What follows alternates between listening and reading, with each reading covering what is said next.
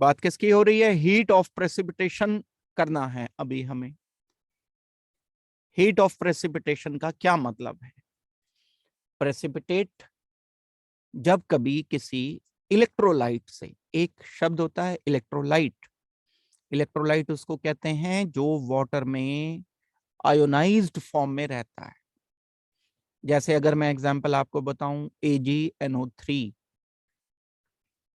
AgNO3 water में पूरी तरह से घुला हुआ होगा, आयोनिक रहेगा। किस फॉर्म में रहेगा? सिल्वर पॉजिटिव में, NO3 में, NO3 नेगेटिव, Ag पॉजिटिव। दूसरी एक और टेस्ट ट्यूब में, बीकर में, मेरे पास एक और इलेक्ट्रोलाइट है। इलेक्ट्रोलाइट मतलब जो वाटर में डिसॉल्व होकर अपने आयंस में कन्वर्टेड हो, Na पॉजिटिव, Cl नेगेटिव। जब ये दोनों आपस में मिक्स कर दिए जाते हैं, एक किसी बीकर में दोनों को डाल दिया मैंने, AgNO3 को भी, NaCl को भी, तो यहां क्या आ गया? Ag positive, Cl negative, NO3 negative, Na positive. लेकिन ये जो एक सिल्वर पॉजिटिव है, Cl नेगेटिव है, ये नॉन इलेक्ट्रोलाइट है। नॉन इलेक्ट्रोलाइट का मतलब ये वाटर में आयोनाइज नहीं होता है, तो ये कंबाइन हो जाएंगे एकदम दोनों। NaCl के साथ था Cl तो आयनाइज था, AgNO3 के साथ Ag पॉजिटिव था तो आयनाइज था। लेकिन जैसे ही मिक्स किया तो AgCl के प्रेसिपिटेट सेटल डाउन हो गए, यहां सॉलिड बन जाएगा, ये नीचे बैठ जाएगा। हाँ, ये अलग रहेगा, Na पॉजिटिव अलग रहेगा, NO3 नेगेटिव अलग रहेगा। तो प्रेसिपिटेट तो सिर्फ AgCl के बने ना, तो जो हीट इस प्रोसेस में लिबरेट होगी, क्योंकि ये तो एक्वस फॉर्म में है, ये सॉलिड फॉर्म में है, सॉलिड फॉर्म की एनर्जी कम होती है, तो हीट लिबरेट होनी चाहिए। जो हीट लिबरेट हुई है, that is called as heat of precipitation. कैसे डिफाइन करेंगे? The amount of heat liberated when 1 mole of precipitates are formed by their corresponding electrolyte। ये इलेक्ट्रोलाइट जो घुले हुए फॉर्म में, एक्वस फॉर्म में, डिसॉल्व्ड फॉर्म में। और दूसरे भी एग्जाम्पल हो सकते हैं। एक अगर हमें कहा जाए barium chloride, Ba2 positive, Cl negative, एक और Cl नेगेटिव क्योंकि दो नेगेटिव है। बेरियम क्लोराइड इलेक्ट्रोलाइट होता है। इसको जब हम H2SO4 के साथ कंबाइन करते हैं, H positive plus H positive plus SO4, this is also electrolyte. ये भी इलेक्ट्रोलाइट है। इलेक्ट्रोलाइट मतलब घुला हुआ है, डिसॉल्व्ड है, प्रेसिपिटेट नहीं बन रहे हैं, वाटर के अंदर है। ये बेरियम 2 पॉजिटिव आयन अलग है, Cl नेगेटिव आयन अलग है वाटर के अंदर, और दूसरा अलग टेस्ट ट्यूब में H पॉजिटिव अलग है, SO4 2 नेगेटिव अलग है। जब हम इन दोनों को एक जगह पर मिक्स कर देते हैं, एक जगह पर मिक्स कर देने से हमें ये मिलेगा, बेरियम 2 पॉजिटिव मिल जाएंगे, SO4 2 नेगेटिव मिल जाएगा, H पॉजिटिव मिल जाएंगे 2, Cl नेगेटिव मिल जाएंगे 2। लेकिन जो बेरियम सल्फेट होता है, BaSO4, वो नॉन इलेक्ट्रोलाइट होता है। नॉन इलेक्ट्रोलाइट का मतलब इसके प्रेसिपिटेट बन जाते हैं, PPT बन जाते हैं। ये नीचे सेटल डाउन हो जाएगा, कंबाइन होकर, जुड़कर। जब ये नीचे सेटल डाउन हो जाएगा, तब जो अमाउंट हीट का लिबरेट होगा, that amount of heat is called as heat of precipitation. ये है डेफिनेशन इसकी। तो हम एक इक्वेशन लिख सकते हैं बेरियम, जैसे मैंने यहां पर ये इक्वेशन लिखी थी ऐसे ही इक्वेशन लिख सकते हैं। तो डेफिनेशन देखो, अब ये वाली बात तो मैंने समझाई कि किस तरह से प्रेसिपिटेट बनते हैं। डिफाइन हम इसको किस तरह से करेंगे, it is defined amount of heat liberated in the precipitation of 1 mole of sparingly soluble precipitate किसके बनेंगे, जो डिसॉल्व नहीं होगा, when solution of suitable electrolytes are mixed। दो एग्जाम्पल दे करके मैंने बताया आपको। पहला एग्जाम्पल तो यही बताया। अब मैंने यहां BaCl2 लिख दिया था, H2SO4 लिख दिया था अभी, तो यहां BaSO4 तो सॉलिड बन जाएगा। साथ में HCl इन्होंने इसलिए नहीं दिया क्योंकि H पॉजिटिव इधर भी आयनिक है इधर भी आयनिक है, वो तो कंबाइंड ही नहीं हो रहा है, तो उसको कैंसिल कर दिया दोनों तरफ से। इस प्रोसेस में minus 4.6 kilo calorie energy liberate होगी। और भी दूसरे हीट ऑफ प्रेसिपिटेशन हो सकते हैं। इसके बाद एक और है, वर्ड आता है, आपने बहुत सुना होगा ये नाम, सब्लिमेशन। सब्लिमेशन, अगर मैं किसी ए सॉलिड को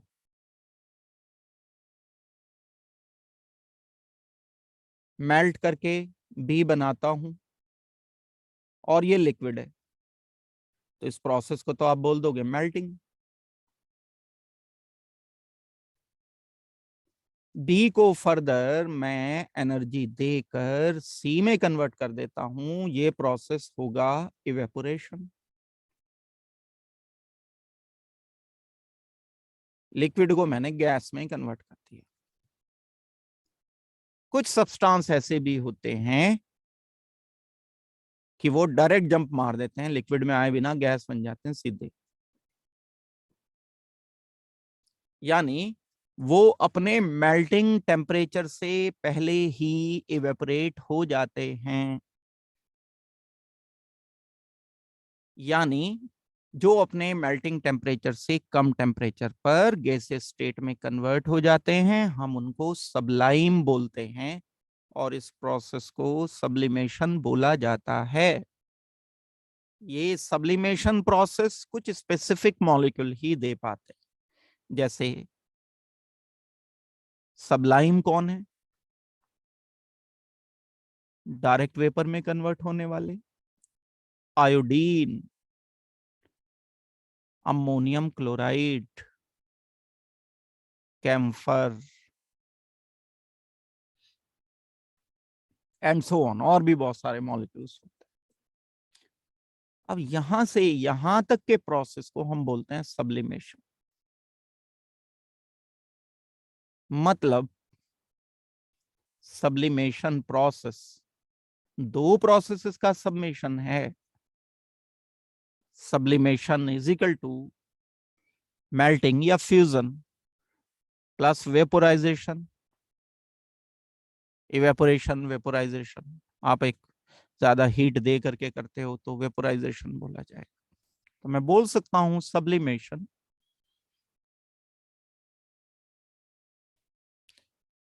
इक्वल होना चाहिए फ्यूजन और मेल्टिंग प्लस वेपोराइजेशन।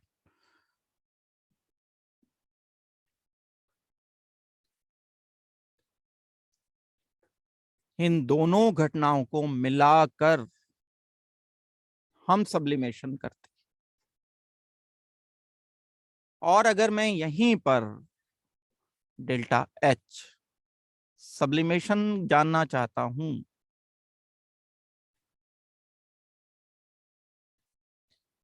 कितनी हीट एब्जॉर्ब करेगा ये, भाई ये तो सॉलिड है, सॉलिड की एनर्जी कम होती है, लिक्विड की ज्यादा होती है, गैस की और ज्यादा होती है, तो एनर्जी देनी पड़ेगी बाहर से। ए से सी में पहुंचाने में जितनी एनर्जी देनी पड़ेगी वो ये दो एनर्जीज का सम होगी। मेल्टिंग एंड वेपोराइजेशन को अगर मैं ऐड कर दूंगा, इसमें Q1 दिया मैंने, इसमें Q2 हीट दिया, तो Q1 plus Q2 is equal to Q sublimation. तो वही मैं लिख रहा हूं, heat of sublimation delta H sublimation is equal to delta H fusion, melting भी कह सकते हो, प्लस डेल्टा एच वेपोराइजेशन। ये कहीं न्यूमेरिकल में इस्तेमाल हो सकती हैं बात।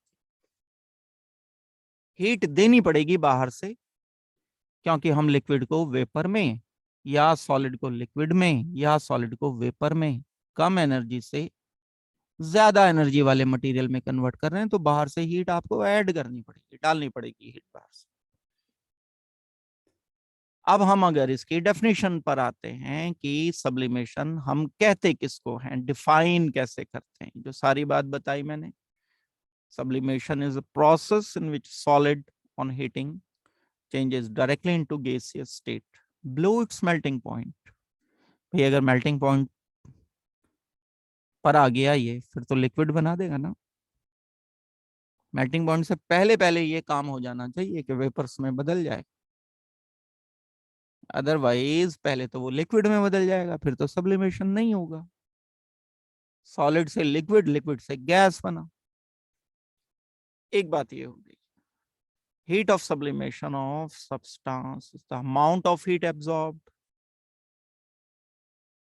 in the conversion of 1 mole of solid directly into vapor phase at a given temperature below its melting point. बात वही हो गई। अब एक एग्जांपल हम लें, अगर अमोनियम क्लोराइड या आयोडीन का, सॉलिड से गैस में कन्वर्ट करने के लिए 62.4 किलो जूल हमें देनी पड़ती है। आयोडीन जो होते हैं या नेफ्थलीन जो होता है या अमोनियम क्लोराइड जो होता है, ये सबलाइम होते हैं। ये मॉलिक्यूलर होते हैं यूजुअली, ये कम होते हैं आयोनिक जो होते हैं कंपाउंड, सबलाइम जो होते हैं।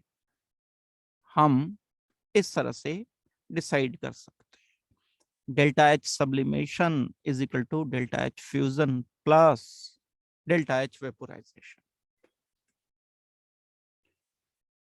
ये एक पार्ट है जो हम कर पाएंगे। आई होप कि ये वाली बात आपको समझ लग गई होगी। नोट कर लो इसको, दूसरा पार्ट करेंगे फिर शुरू। कुछ लॉज हैं थर्मोकेमिस्ट्री के जो हमें अभी डिस्कस करने हैं। सबसे पहला एक सिंपल सा लॉ है, ये जो लेवोजियर ने दिया था, लेवोजियर एंड लैप्लेस ने दिया था। लॉ ऑफ थर्मोकेमिस्ट्री इसको बोला जाता है, and Lavoisier and Laplace law बोला जाता है। बड़ा सिंपल सा लॉ है, उस टाइम के हिसाब से बड़ी पुरानी बात है ये, उस टाइम के हिसाब से ये बड़ी बात थी, लेकिन बड़ी सिंपल सी। अगर कोई ए कंपाउंड बी में कन्वर्ट होता है, ए कुछ भी हो सकता है, बी कुछ भी हो सकता है, ये अलग अलग कंपाउंड हैं, और इसके लिए delta H is equal to -x है, सपोज करते हैं, किलो कैलोरी पर मोल, मान लो ये है। तो लेवोजियर ने बताया था कि रिएक्शन को अगर हम ऑपोजिट कर देते हैं, ए से बी की जगह हम बी से ए कर देते हैं, सेम कंडीशन में सारा कुछ, अगर ये सॉलिड है और ये गैस है, तो ये बी यहाँ गैस ही होना चाहिए, ए सॉलिड ही होना चाहिए। अगर ये 1 मोल है तो ये भी 1 मोल होना चाहिए। अगर ये मान लो 2 मोल्स हैं तो ये भी 2 मोल्स होने चाहिए। एग्जैक्टली सेम इक्वेशन को अगर हम ऑपोजिट कर देते हैं तो उसके हीट ऑफ रिएक्शन का साइन चेंज हो जाता है, +x kilo calorie. Magnitude same रखते हुए अगर ये -10 किलो कैलोरी था तो ये +10 किलो कैलोरी रहे। मैग्नीट्यूड सेम रखते हुए इक्वेशन अगर सब कुछ जो कि तू रखते हुए हम रिवर्स कर देते हैं तो ये जस्ट ऑपोजिट हो जाती है इक्वेशन। डेल्टा एच यहां अगर एक्सोथर्मिक था तो यहां एंडोथर्मिक हो जाएगा। रिएक्शन को उलट देते हैं तो इनके डेल्टा एच के हीट इवॉल्व के साइन चेंज हो जाएंगे। अपने सपोर्ट में लेवोजियर ने एग्जाम्पल भी दिया था। क्या लॉ है ये? Enthalpy of decomposition of a compound is numerically equal to enthalpy of formation। उस टाइम पर इसने ये वर्ड बोले थे, डिकम्पोजिशन, फॉर्मेशन। हम अप्लाई तो कहीं किसी भी इक्वेशन पे कर सकते हैं इसको, विद ऑपोजिट साइन। क्या मतलब डिकम्पोजिशन का एंड फॉर्मेशन का?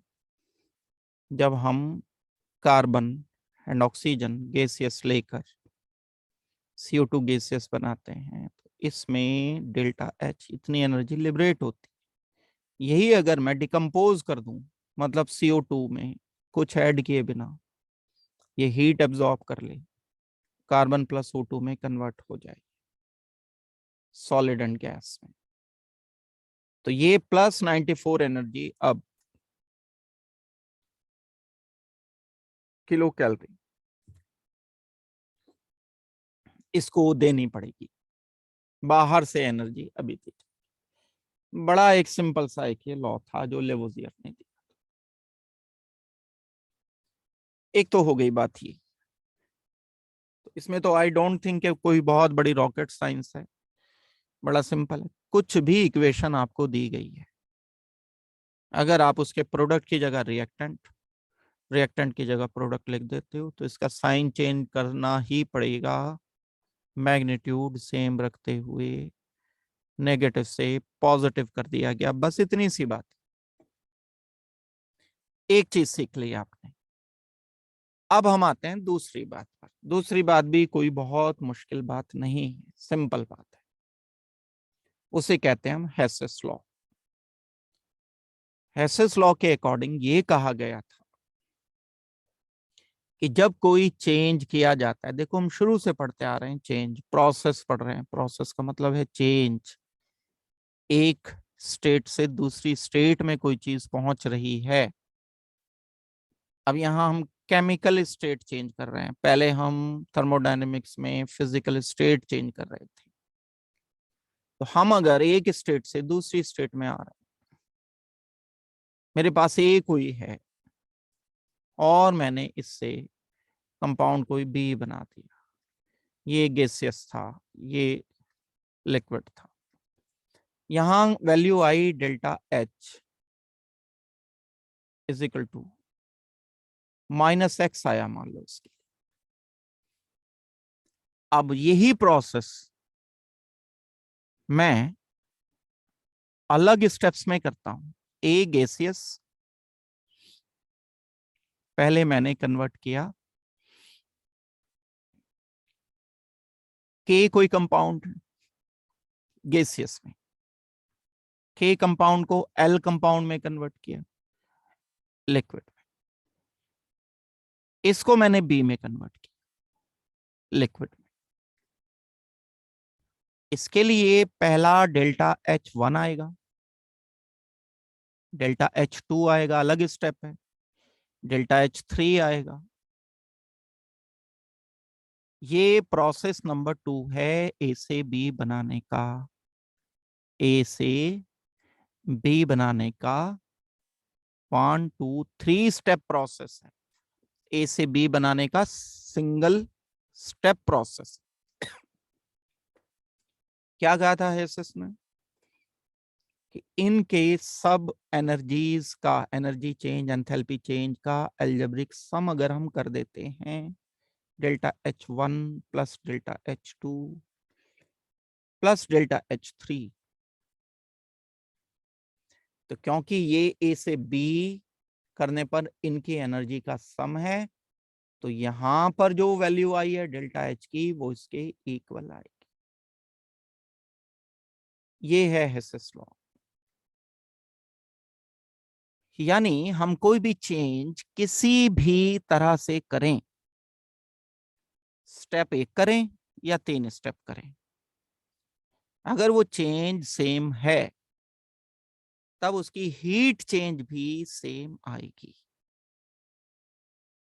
जब कोई भी केमिकल रिएक्शन एक से ज्यादा स्टेप में किया जाता है तब की ये कंडीशन। स्टेटमेंट हमें क्या देना पड़ेगा हेसेस लॉ का? If a chemical reaction can be made to take place in number of ways, पहला क्या दिया था एग्जांपल मैंने, ए से बी बना दिया डायरेक्ट, वे नंबर 1। वे नंबर 2 क्या था? ए से बना दिया के से बना दिया एल से बना दिया बी। ये प्रोसेस नंबर 2 था। 1 और सेवरल स्टेप उससे तो मतलब ही नहीं है, चाहे ये भी 3 स्टेप में हो रहा है, ये 2 स्टेप लेकिन डिफरेंट। तो total enthalpy change is always same. वही मैंने बोला कि इसका डेल्टा एच और इसका डेल्टा एच का summation H1 delta H2 delta H3, जो भी साइन है इसके, प्लस है माइनस है, whatever, you have to made algebraic sum. हमें इसका एल्जेब्रिक सम करना पड़ेगा। That means initial and final state पर डिपेंड करता है। डेल्टा एच यहां भी इतना ही है और यहां से यहां पर भी उतना ही है। It is depending on initial and final state, intermediate step से इंडिपेंडेंट है। ये मीनिंग है मेरी बात का। ठीक हो गई बात? एक एग्जाम्पल और बता रहा हूं मैं, फिर उसके बाद आगे हम प्रोसीड करेंगे। एक्सपेरिमेंटल वेरिफिकेशन अगर हेसेस लॉ का करते हैं तो हम कार्बन डाइऑक्साइड बनाने के लिए एक तरीका इस्तेमाल कर सकते हैं, ये C+O2 CO2, इतनी energy liberate. Method number 1 note कर लो पहले इसको जल्दी से, फिर आगे बताता हूं।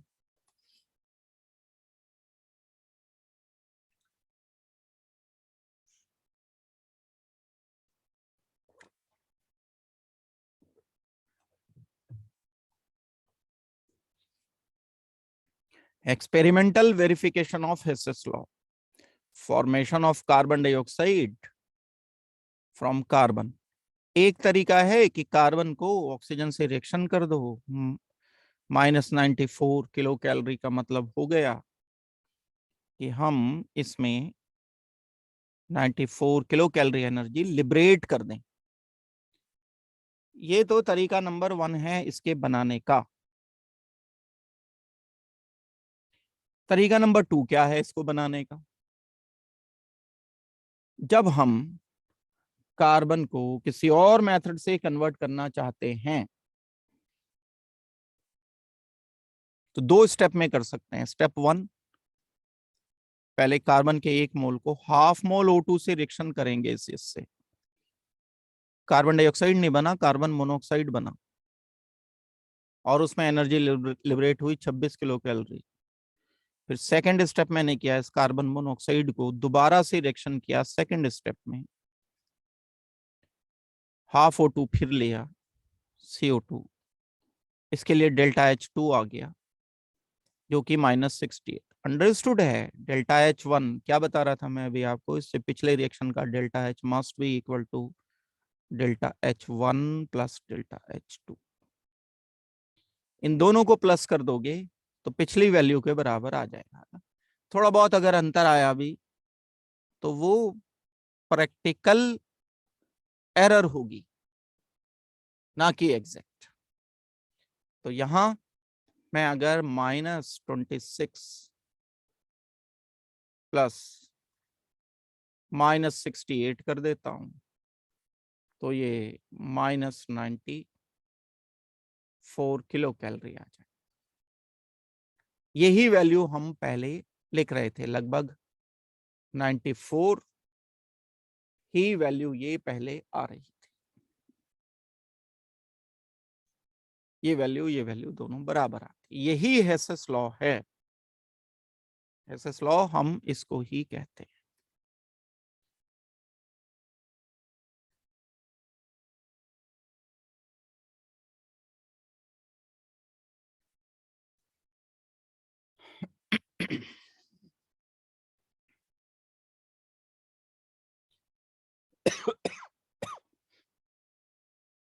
ठीक हो गई भाई बात? यहां तक समझ आ गई है?